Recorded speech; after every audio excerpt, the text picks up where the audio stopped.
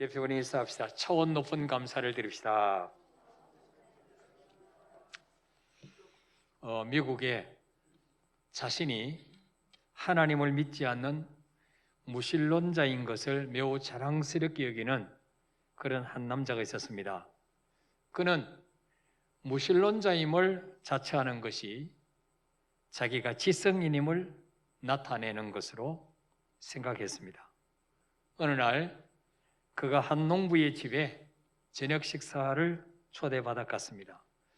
그 농부의 집은 하나님을 잘 믿는 청교도 가정이었습니다. 함께 식탁에 앉자 청교도인 농부가 말합니다.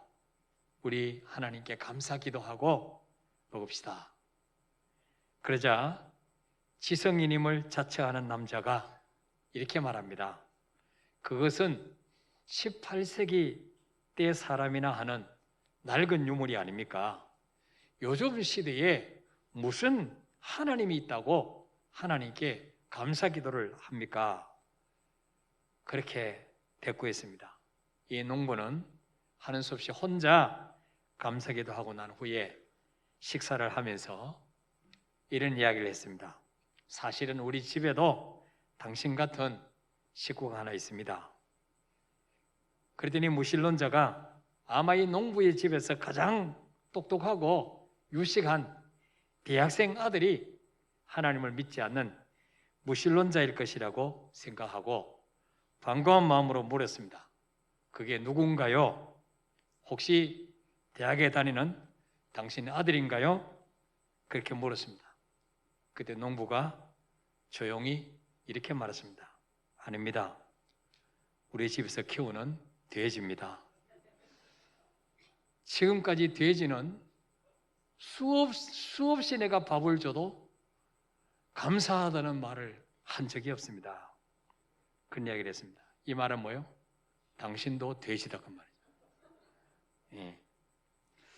일본의 신학자 우찌무라 간조라는 사람이 하나님의 저주를 다음과 같이 말했습니다. 만일 하나님이 인간을 저주하신다면 그것은 질병이나 실패나 배신이나 죽음 등으로 저주하지 않을 것이다. 뭘로 저주하느냐? 하나님을 믿지 못하는 불신앙으로, 성경을 읽어도 하나님의 말씀으로 받아들이지 않는 마음으로, 감사하는 마음이 없는 메마른 사람으로 저주하실 것이다. 그런 이야기입니다. 그렇습니다, 여러분. 아무리 온갖 것을 다 가져도 하나님이 안 믿어진다면, 하나님을 믿지 못하는 불신앙으로 산다면 그 사람은 얼마나 불쌍한 사람이에요. 성경을 읽어도 하나님의 말씀으로 안 믿어지고 인간적인 생각으로 말씀을 판단하고 산다면 얼마나 불행한 사람일까요? 하나님이나 부모님이나 나라로부터 많은 것을 받아 누리며 살면서도 감사하는 마음만 하나도 없이 늘 불평, 원망, 분노하는 마음으로 가득 차 있다면 그 사람은 저주받는 인생이 아니고 무엇이겠습니까? 여러분, 마지막 때 징조가 무엇입니까? 디모데후서 3장 2절에 말씀합니다. 사람들이 자기를 사랑하며 돈을 사랑하며 자랑하며 교만하며 비방하며 부모를 거역하며 감사하지 아니하며 거룩하지 아니하며 그랬어요. 갈수록 사람들이 극도의 이기주의에 빠집니다. 자기밖에 몰라요. 특히 요즘은 우리 자녀들도 한 명 아니면 두 명 낳기 때문에 부모도 몰라요. 자기밖에 몰라요. 돈을 하나님이 잘해놓습니다. 조금만 남보다 더 가진 게 있으면 자랑합니다. 교만합니다. 남의 약점을 비방합니다. 부모를 거역합니다. 감사하지 아니합니다. 이게 마지막 때 징조라고 그랬어요. 저와 여러분이 또 우리 자녀들이 이 경쟁이 치열한 세상 가운데서 어떻게 하면 어디에 가든지 사랑받고 인정받고 쓰임받는 사람이 될 수 있을까요? 어떤 상황 속에서 감사의 조건을 찾아서 감사하는 자, 그 사람은 어디 가든지 쓰임받을 줄 믿습니다. 여러분 직장이나 교회나 가정이나 마찬가지예요. 어떤 공동체이든지 간에 불평하고 입만 열면 불평하고 원망하고 분노하는 사람 좋아할까요, 여러분? 아무도 좋아하지 않습니다. 여러분 직장의 사장님, 많은 직원들인데 어떤 사람 좋아할까요? 여러분 100% 만족한 데가 어디 있습니까? 에덴 동산에 있던 아담 하도 불평하고 새놓고 따먹었는데, 근데 불평할 수밖에 없는 환경 속에서도 감사거리를 찾아서 감사하는 자, 그 사람 좀 능력이 모자라도 좀 실력이 없어도 그 사람을 쓸 줄 믿습니다. 그래서 여러분 우리가 자녀들에게 감사하는 것을 가르쳐요. 감사하는 것. 조그마한 것에도 감사합니다. 감사를 표현할 때 불황이 와서 그 사업장이 어려워도 다른 사람은 다 잘라도 그 사람은 쓸 줄 믿습니다, 여러분. 오늘 데살로니가전서 5장 18절에 범사에 감사하라. 이것이 그리스도 예수 안에서 너희를 향하신 하나님의 뜻이니라 그랬어요. 범사에 모든 일에 감사하라는 거죠. 잘 되고 모든 일이 잘 풀리고 건강하고 그럴 때만 감사하는 것이 아니라 안 풀리고 환경은 어둡고 몸도 아프고 그럴 때라도 감사하라는 거예요. 왜? 그러면 하나님이 반드시 감사할 수밖에 없는 환경으로 바꿔주실 거니까. 믿습니까, 여러분? 감사에도 단계가 있어요. 하나님이 원하시는 감사의 차원은 어떤 차원일까요? 자, 첫째로 따라합시다. 받았기 때문에 드리는 조건적인 감사. 받았기 때문에 드리는 조건적인 감사가 있어요. 무엇인가를 받았기 때문에 드리는 감사, 이것도 감사죠. 이 세상에는 많이 받았으면서도 감사하지 못하는 사람들이 많습니다. 아무리 많이 받아도 적다고 불평해요. 마음에 들지 않는 것 줬다고 불평해요. 신앙생활하는 사람들 가운데서도 이런 사람들이 있습니다. 하나님부터 많은 축복을 받았는데도 깨닫지 못하고 당연한 줄 알고 내가 열심히 노력했기 때문에 누리고 있다고 생각해요. 건강하게 살면서도 평안한 삶을 영위하면서도 하나님의 은혜인 줄 모르고 감사하지 못한 사람들이 많습니다. 그렇기 때문에 받은 것 때문에 감사하는 것도 누구나 할 수 있는 게 아니에요. 성경에 보면 10명 중에 1명만이 할 수 있는 거예요. 9명은 받아놓고도 받았다고 감사하지 않아요. 자, 누가복음 17장 13절에 보면 예수님께서 한 마을에 들어가실 때에 10명의 나병 환자들, 한센시병 걸린 사람, 그 사람들이 예수님을 보고는 소리 높여 이르되 예수 선생님이여 우리를 불쌍히 여기소서. 예수님을 어떻게 불렀다고요?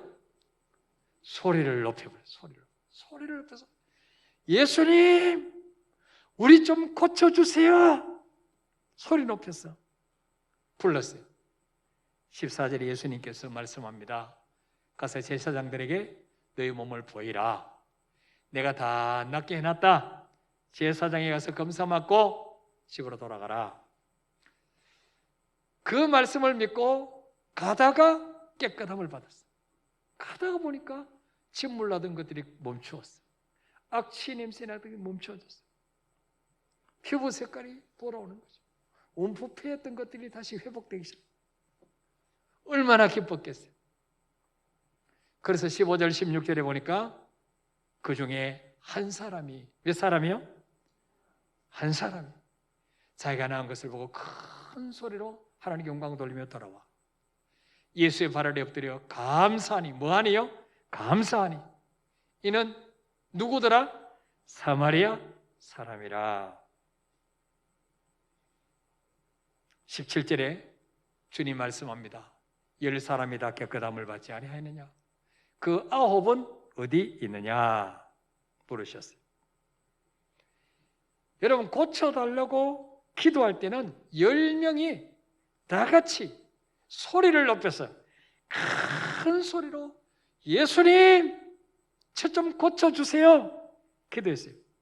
그러나 응답받고 난 후에도 큰 소리로 하나님께 영광을 돌리며 감사한 사람은 몇 명이었어요? 한 명밖에 없어요. 그것도 어떤 사람이었어요?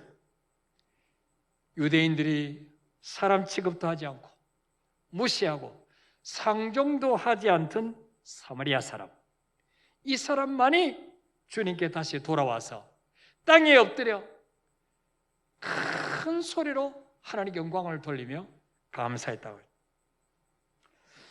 여러분, 제가 이 말씀을 묵상하면서 참 우리에게 이런 모습이 얼마나 많은가 돌아봤습니다. 우리도 내가 원하는 것을 들어달라고 기도할 때는 큰 소리로 기도합니다. 울며 기도합니다. 때로는 금식하며 기도합니다. 40일 작정 기도합니다. 그러나 응답받고 난 후에는 어떻게 합니까? 감사는 쥐꼬리만큼 해요. 응답받고 난 후에 큰 소리로 감사하는 사람 별로 없어요. 내 야망을 이루기 위해서는 40일 작정 기도하는데 응답받고 난 후에는 40일 동안 감사하는 사람 별로 못 봤어요. 이게 우리의 모습이에요. 여러분, 왜 9명의 유대인들은 감사하지 않았을까요? 왜 사마리아 사람 한 사람만 감사하며 돌아왔을까요? 9명의 유대인들은요, 당연한 줄 알았어요. 우리는 하나님의 선택받은 백성이야. 유대인, 사마리아 사람 쟤들은 지옥 가야 될 백성이야. 그렇게 생각했어요. 그래서 이것을 하나님의 은혜인 줄 알지 못하고 당연한 줄 알았다는 거예요. 여러분, 제가 목회를 해보면 초신자 때는요, 조금만 기도 응답 받아도 막 감사해요. 근데 5년, 10년 연조가 깊어질수록 감사는 횟수가 줄어들어요. 모태신앙, 안수입사, 권사, 장로 되면 더 감사할 것 같은데 안 해요. 더 안 해. 성들 중에 보면요, 경제적으로 여유있고 더 잘 사는 사람이 더 많이 감사할 것 같은데 안 해요. 정말 어려운 사람, 오히려 교회에서 정말 도와줘야 되고 싶은 그런 분들이 더 감사해요. 물론 예외도 있어요. 오래 다니는 분들 중에서, 장로님들이나 권사님 중에서 많이 감사하는 분도 있어요. 그런 분들은 정말 특별한 분들이에요. 왜 그럴까? 왜 그럴까 생각해 봤어요. 너무 많은 기도 응답을 받고 너무 많은 은혜와 축복을 받다 보니까 거기에 대해서 당연하게 생각하는 거예요. 새삼스럽질 않아요. 길들여진 거예요. 받는 것이 길들여지는 거예요. 여러분, 목사도 말이죠, 이게 오래 하다 보면요, 성도들이 이렇게 대접해 줄 때 당연한 줄 알고 받게 될 수가 있어요.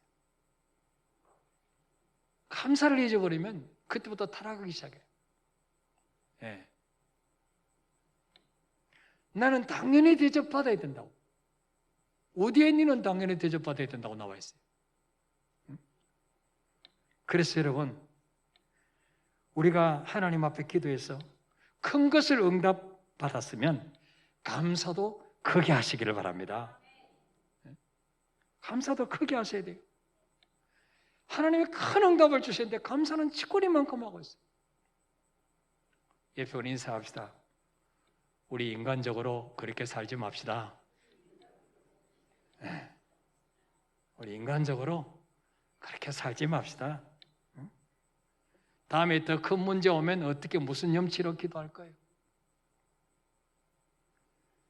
우리 주님과는요, 한번 보고 다시 안 볼 관계가 아니에요. 죽을 때까지 그분과 관계를 맺고 살아요. 내 당대만 끝납니까? 자손 천대까지 관계 유지돼야 될 사람. 그래서 여러분, 지금까지 우리가 많은 은혜를 받았는데 익숙해졌어. 당연한 줄 알고 감사를 잊어버리고 정말 인색하게 신앙생활을 참 많습니다. 두 번째로는 어떤 차원의 감사가 있습니까? 따라합시다. 현실에 만족하며 드리는 자족하는 감사가 있다. 유대인들이 성경 다음으로 많이 읽는 책이 탈무드예요. 탈무드. 이 탈무드에 보면 이런 이야기 나와 있어요. 이 세상에서 가장 현명한 사람이 누구냐? 모든 사람에게 배우려는 사람이다. 이 세상에서 가장 강한 사람이 누구냐? 자기 자신을 이기는 사람이다. 이 세상에서 가장 부자가 누구냐? 가진 것으로 만족해하는 사람이다. 그랬어요. 여러분, 가장 현명한 사람은요, 죽을 때까지 배우려고 해요. 나에게 없는 거 저 사람이 있으면 배우려고 해요. 그 사람이 정말 똑똑한 사람이에요. 뭐 쥐뿔도 들은 것도 없으면서 뭐 좀 성경 공부합시다. 아, 내가 아직 예수 믿지가 몇 년인데 지금 또 나보고 하라 그러냐고. 저는 지금도 말이죠. 저에게 없는 거 있으면 배우러 다녀요. 왜? 성도에게 다 좋은 걸로 드리고 싶어서. 여러분, 가장 부자가 어떤 사람이에요? 단칸방에 살아도, 남 볼 때는 초라하게 살아도 지금 가진 것으로 만족해하며 감사하며 사는 그 사람이 가장 부자인 줄 믿으시길 바랍니다. 이게 바로 자족하는 감사예요. 자족하는 감사. 여러분, 오늘날 사람들이 말하는 불행의 이유를 들어보십시오. 대부분 남들과 비교하기 때문에, 정말로 당장 먹을 것이 없고 잠잘 곳이 없어서 불행한 사람이 얼마나 되겠습니까? 대부분 우리가 느끼는 불만족은 남들보다 비교해서 좀 덜 가졌다고 하니 비교의식에서 얻어지는 거예요. 여러분, 집에 냉장고가 있고 수도가 있고 온수가 나오고 그러면요, 아프리카나 동남아 후진국에 가면요 정말 잘 사는 사람들이에요. 냉장고에 먹을 게 있으면요 정말 부자예요, 부자. 근데 우리나라에서 나보다 더 잘 사는 사람하고 비교하니까 늘 주눅 들고 나는 왜 이렇게 가난해? 이렇게 불평하며 사는 거예요. 이렇게 남들과 비교하며 사는 사람은요 평생 그 사람은 불만족 속에서 살다 가는 거예요. 얼마나 불행합니까, 여러분? 그런다고 무슨 환경이 달라지는 것도 아닌데, 짜증만 나고 스트레스만 받는데, 그렇잖아요? 독일에 마티 바덴이라고 하는 정치가가 있었습니다. 한 번은 어느 지방에 출장을 가서 값싼 여관에서 자고 일어났더니 신발이 없어졌어요. 문 앞에 벗어놨던 신발이 누가 가져가 버렸어요. 잔뜩 화가 나서 자기도 모르게 입에서 욕이 튀어나왔어요. 어느 놈이 내 신발을 훔쳐갔냐고 욕을 했어요. 그리고 하나님을 향해서, 하나님도 참 무심하시지, 나 같은 가난한 사람의 신발을 훔쳐가게 하시다니. 그리고 하나님을 원망했어요. 근데 그날이 마침 주일이었어요. 같이 여관에 묵었던 어떤 사람이 오늘 주일이니까 우리 같이 교회 가서 예배나 드리러 갑시다. 그랬더니 짜증내면서 신발도 도둑맞았는데 무슨 예배 드리러 가냐고. 내가 신발 빌려줄 테니까 같이 가자고. 이래가지고 이제 마지못해서 끌려갔어요. 근데 교회 가서 이제 자리에 앉아서 보니까 자기 앞자리에 앉은 어떤 남자분이 눈물을 뚝뚝 흘리면서 감사 기도를 하는 거예요. 도대체 저 사람은 무엇이 감사하기 때문에 저렇게 눈물을 흘리며 감사 기도를 할까? 자세히 살펴봤더니 그 사람은 두 다리가 없는 장애인이었어요. 두 다리가 없는 장애인이 감사하다고 하나님 앞에 눈물로 기도하는 거죠. 그때 마틴 바디는 가슴 깊이 부끄러움을 느꼈어요. 저 사람은 신발을 신을 수 있는 발도 없는데도 저렇게 감사하는데 나는 그까지 신발 하나 잃어버렸다고 불평했구나. 나도 이제부터는 감사하며 살아야 되겠다. 그래서 그 뒤부터 그는 주어진 환경에 늘 감사하며 살았어요. 돈이 없어도 건강 주신 거 감사하고, 단칸방에 살아도 비를 막아줄 수 있는 집에서 잘 수 있다는 게 감사하고, 그렇게 살았더니 마침내 이 사람이 독일의 재무장관이 돼, 장관. 그리고 많은 사람들에게 존경받는 사람이 되었다는 것입니다. 사도 바울은 빌립보 4장 11절 12절에 뭐라고 고백합니까? 읽어봅시다. 시작. 내가 궁핍함으로 말하는 것이 아니라 어떤 형편이든지 나는 자족하기를 배웠노니 나는 비천에 처할 줄도 알고 풍부에 처할 줄도 알아. 모든 일, 곧 배부름과 배고픔과 풍부와 궁핍에도 처할 줄 아는 일체 비결을 배웠노라. 아멘. 이 바울은요, 내가 지금 궁핍하기 때문에 말하는 게 아닙니다. 어떤 형편에도 나는 자족하기를 배웠습니다. 스스로 만족하며 살기를 배웠다는 거죠. 환경이 힘들고 어려울 때도 하나님의 뜻이 있기 때문에 이런 환경을 주셨으니 감사하고, 또 풍부할 때는 하나님이 내 주변에 어려운 사람과 같이 나누라고 더 많은 것을 맡겨주셨구나, 그렇게 생각하면서 감사하며 나누며 살았다는 거죠. 우리가 하나님을 내 인생의 주인으로 인정하며 살 때 어떤 환경 속에서도 감사하며 살 수가 있어요. 디모데전서 6장 7절 8절에 보니까 우리가 세상에 아무것도 가지고 온 것이 없음에 또한 아무것도 가지고 가지 못하리니 우리가 먹을 것과 입을 것이 있은즉 족한 줄로 알 것이니라 그랬어요. 어떻게 하면 우리가 자족하며 살 수 있을까요? 어떻게 하면 항상 감사하며 살 수 있을까요? 남들과 비교하지 않고 살 수 있을까요?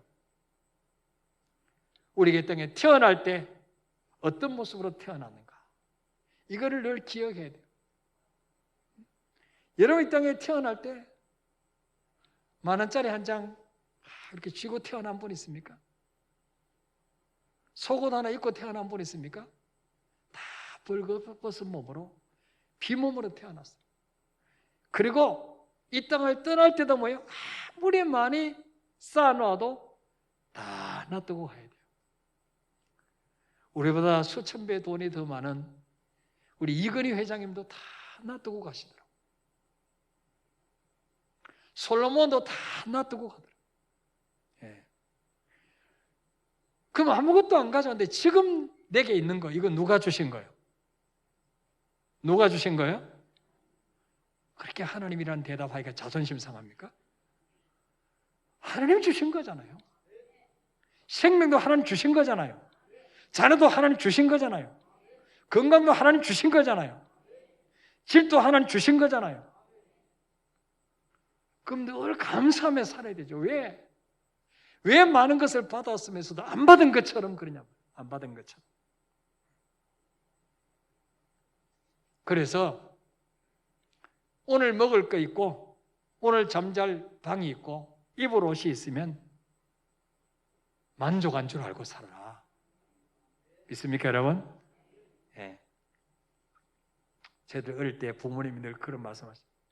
위를 쳐다보고 살지 말고 너보다 더 못한 사람 쳐다보고 살아. 위를 쳐다보고 살면 짜증나요. 스트레스 받아요. 난 언제 저렇게 살까? 불평이 나와요. 근데 나보다 더 힘들게 사람 바라볼 때 감사하며 살 수 있는 줄 믿으시길 바랍니다. 마지막으로 가장 높은 차원의 감사가 무엇입니까? 주님이 기대하시는 감사가 어떤 감사입니까? 따라합시다. 환난 중에 드리는 믿음의 감사가 있다. 무엇인가를 받고 나서 드리는 감사도 아무나 할 수 없는 거예요. 또 지금 풍족하지 못하지만은 현실에 만족하며 드리는 자족하는 감사도 중요한 감사예요.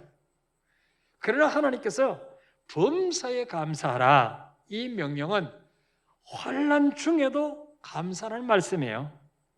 이것은요 믿음 없이는 할 수 없는 거예요. 이거는 하나님이 우리에게 믿음 주시야 할 수 있는 감사예요. 믿음의 감사는 받아 사는 감사가 아니에요. 빼앗기고도 할 수 있는 감사예요. 믿음의 감사는 건강에 사는 감사는 누구나 할 수 있어요. 믿음의 감사는 병들고 나서도 감사할 수 있는 감사예요. 오래 살고 장수해서 감사하는 것이 아니라 일찍 죽어가면서도 하는 감사예요. 이게 믿음의 감사예요. 믿음의 사람 욥에게는 크나큰 시련이 닥쳤습니다. 욥이 동방에서 제일 큰 거부 아닙니까? 또 하나님을 정말 잘 믿었던 사람이에요. 그런데 어느 날 종들이 소를 몰고 밭을 갈고 있습니다. 나귀들은 그 곁에서 풀을 뜯고 있는데 스바 사람들이 떼를 지어 쳐들어와서 그 종들을 죽이고 소떼를 뺏어갑니다.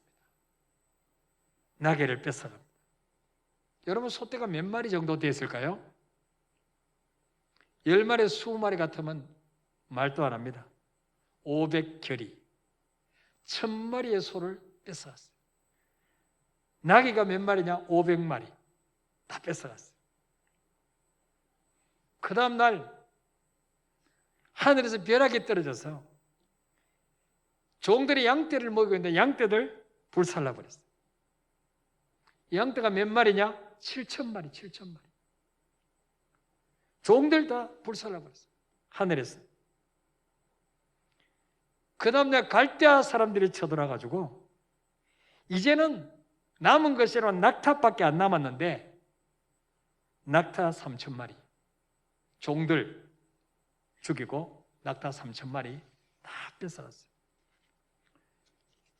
여러분, 우리나라 속담에는 부자는 망해도 3년은 먹고 산다 그러는데 욥은요 싹 틀렸어요. 알거지가 됐어요. 동방에서 제일 큰 거부가 하루아침에 알거지로 전락했습니다. 게다가 7명의 아들과 3명의 딸이 있었는데 너무 예쁘게 믿음 좋게 자랐는데 맏아들 집에서 함께 모여서 음식을 먹을 때 태풍이 불어왔어요. 집이 무너져서 10자녀가 같은 날 다 죽습니다. 여러분, 멀쩡하던 자녀 한 명만 이 땅을 떠나도 어떻게 살 수가 있겠어요? 그런데 10명이 다 죽었어요. 또 몸에는 병이 들어서 머리끝부터 발끝까지 악성 피부병이 걸렸어요. 부스럼이 나고 침물이 나고 가려서 견딜 수가 없어요. 그 당시 피부약이 없으니까 그 나무나 집을 태우고 남은 집으로 막 이렇게 진물 나는 데를 뿌렸어요. 그리고 너무 가려우니까 기와 조각으로 막 몸을 긁었어요. 머리끝부터 발끝까지 성한 데가 없었어요. 이 모습을 보던 그의 아내가 남편을 보고 말합니다. 당신이 이래도 하나님이 계신다고 믿겠어? 하나님을 욕하고 차라리 죽으시오. 그리고 아내가 집을 나가버립니다. 남은 것은 자기밖에 남은 게 없어요. 여러분, 우리는 이 중에 한 가지 재앙만 당해도 시험 들고 교회를 떠나고 하나님 이럴 수가 있습니까? 하나님은 안 계셔? 부인할 텐데 이때 욥은 뭐라고 고백합니까? 욥기 1장 21절에 보니까 이르되 내가 모태에서 알몸으로 나왔은즉 또한 알몸이 그로 돌아가올지라 주시니도 여호와시요 거두시니도 여호와시오니 여호와 이름의 찬송을 받으실지어다. 보세요. 욥의 믿음 보세요. 대단한 믿음 아닙니까? 어떻게 이 가운데서도 주신 분도 하나님이시오 거둬가신 분도 하나님이신데 나는 본전책입니다. 본전책이 원래 아무것도 없었는데 지금까지 내가 누리던 것 다 하나님 주신 것 아닙니까? 열자도 하나님 주신 것이요 그 많은 재물도 하나님 주신 것이요 종들도 하나님 주신 것인데 나는 본전입니다. 그러니까 하나님께 욕할 게 뭐가 있겠어요? 원망할 게 뭐가 있겠어요? 그래서 22절에 보니까 이 모든 일에 욥이 범죄하지 아니하고 하나님 향하여 원망하지 아니하니라 그랬어요. 원망하지 아니하니라. 어떻게 욥이 이 가운데서도 하나님 원망하지 않고 오히려 찬송할 수 있었을까요? 욥의 인생의 주인은 재물이 아니었어요. 자녀가 아니었어요. 우리가 재물 때문에 시험 드는 것은 그게 주인이기 때문에, 그게 나의 하나님이기 때문에, 그게 우상이기 때문에. 욥에게 재물이나 자녀는 그의 인생의 주인이 아니었어요. 그 모든 것의 주인은 하나님이심을 믿었어요. 그래서 내가 지금까지 내가 누리던 거 다 떠나도 주님만 내 곁에 있으면 나는 만족합니다. 이것이 진짜 믿음인 줄 믿으시길 바랍니다. 여러분, 우리 삶 속에 이런 고난이 올 때 어떻게 전나가야 될까요? 내가 믿는 하나님은 좋으신 하나님이다. 절대로 나를 망하게 하는 분이 아니다. 이 사실을 믿으시길 바랍니다. 욥은 이걸 믿었어요. 독생계 외아들의 목숨까지 주신 분이 왜 나를 망하게 하겠냐? 하나님의 뜻이 있을 것이다. 우리는 욥기를 읽어봤기 때문에 지금 하나님이 마귀하고 시험해갖고 지금 이런 것이구나 알지만 욥은 모르잖아요. 두 번째로 우리 삶 속에 이런 문제 올 때 어떻게 해결할 수 있을까요? 하나님은 좋으신 하나님뿐만 아니고 전능하신 분이기 때문에 내가 이 테스트를 합격하고 나면 언제든지 하나님은 내 인생을 다시 역전시켜 줄 수 있는 능력의 하나님이다. 이 사실을 믿으셔야 돼요. 믿습니까, 여러분? 욥은 이 사실을 믿었어요. 나의 가는 길을 오직 그가 하시나니 그가 나를 단련하시는 내가 정금같이 나오리라. 이 시험 통과하면 주님 반드시 회복시켜 주실 거야. 이 믿음 가졌어요.